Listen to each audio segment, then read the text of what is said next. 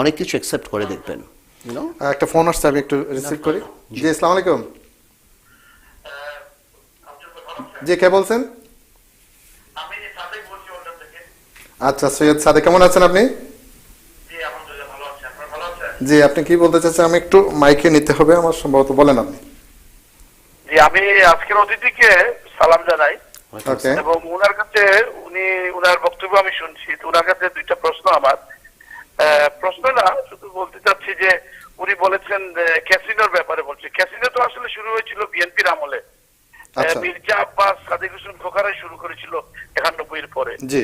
তো এটা তো আসলে শুরু হয়েছিল, তখন বন্ধ হয় নাই, এটা মধ্যখানে বন্ধ হয়েছিল, আবার শুরু হয়েছে। তো এটা তো আওয়ামী লীগের শুরু করেছিল তারাই, ওনাদের আমলে, জোট সরকারের আমলে। প্রশ্নটি ওনার কাছে। আর বিদ্যুতের ব্যাপারে যেটা ব্যাপার হচ্ছে যে বিদ্যুতের ব্যাপার নিয়ে বলছেন উনি যে বেশি টাকা বাড়ে। বিদ্যুতে তো আসলে দেশ স্বয়ংসম্পূর্ণ এবং খুব শীঘ্রই বাংলাদেশে বিদ্যুৎ হয়তো রপ্তানি করতে পারে, এই পর্যায়ে চলে যাচ্ছে। কিন্তু বিএনপির আমলে তো আমরা দেখেছি 4 দলীয় জোট আর 20 দলীয় জোটের আমলে যে খাম্বা বানিয়ে মানুষদেরকে বোকা বানানো হয়েছে, লক্ষ লক্ষ হাজার হাজার কোটি টাকা।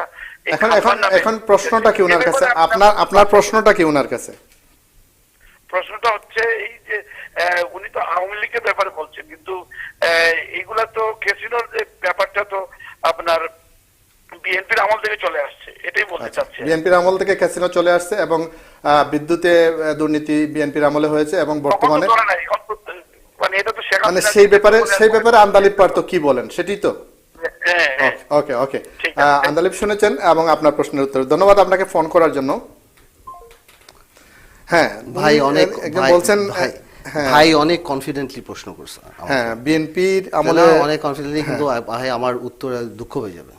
হ্যাঁ, আপনি যদি একটু বলেন নাকি যে এই ক্যাসিনোর ব্যাপারটা যেটা বলছেন। আমার কথাটা হলো যে ক্যাসিনো যদি মির্জা আব্বাস বা সাদেক হোসেন খোকা করেই থাকে তো 12 বছর মামলা করে নেই কেন? সেটাই তো ওনার প্রশ্ন। বিএনপি 12 বছর আওয়ামী লীগ মামলা করে নেই কেন? আজকে কেন আসতেছে কথা? সাদেক হোসেন খোকা আর মির্জা আব্বাসের নামে এত মামলা, এতবার জেল খাটলো, এত বছর আওয়ামী লীগ, 12 বছর। তো সম্রাট সাহেবের ক্যাসিনো দেখার পর মনে পড়লো যে সাদেক হোসেন খোকা এটা করে দিয়ে গেছে, তাই না? আপনার কথা হলো এই ব্লেম গেম যদি আপনি দিতে থাকেন তাহলে আর বাকি থাকবে কে? আর ভাই যেটা বললেন বিদ্যুতের কথা, ভাই দেখছেন বিদ্যুতের স্বয়ংসম্পূর্ণ, কিন্তু আপনি 100 টাকার সমস্যা যে 2000 টাকা দিয়ে খাচ্ছেন, ভাই ওইটা রিয়েলাইজ করে নাই। এটা তো 100% বিদ্যুতে বিএনপি কাজ করতে পারে নাই, বা বিএনপি যেটা করা ছিল সেটা বিএনপি করতে পারে নাই, কতটা করতে পারে নাই, যেটা রেজাল্ট, ইলেকশনের রেজাল্ট হয়ে গেছে। BNP paid the price. আপনি বিএনপি যে ভুলগুলি ধরছেন, এটা তো BNP paid the price. But উনি সাদেক হোসেন খোকা যে মির্জা আব্বাসকে একিউজ করলো, তো সাদেক হোসেন খোকা মির্জা আব্বাস আওয়ামী লীগ 12 বছর ধরলো না কেন? সেটাই প্রশ্ন, তাই না? তো ইন দ্যাট কেস এটা একটা সবচেয়ে বড়, এটা পলিটিক্যাল কথা। আর বিদ্যুতের যে কথাটা বলছে, উনি বিদ্যুতের খবর নেওয়া উচিত ওনার। উনি যদি খবর নিলে উনি দেখতে পাবে যে পাওয়ার প্ল্যান্টগুলি যেগুলি আপনার কুইক রেন্টাল ছিল সেগুলিকে কেন এক্সটেনশন করানো হয়েছে। এবং ওনার যে বড় কথা, উনি যেটা বলছে খাম্বা, উনি বাংলাদেশের সবচেয়ে বড় কাজ যে করে সামিট, সে বিলিনিয়ার হয়ে গিয়েছে সিঙ্গাপুরে, যে বাংলাদেশের বিদ্যুৎ ওখানকার শেয়ার মার্কেটে লঞ্চ করে।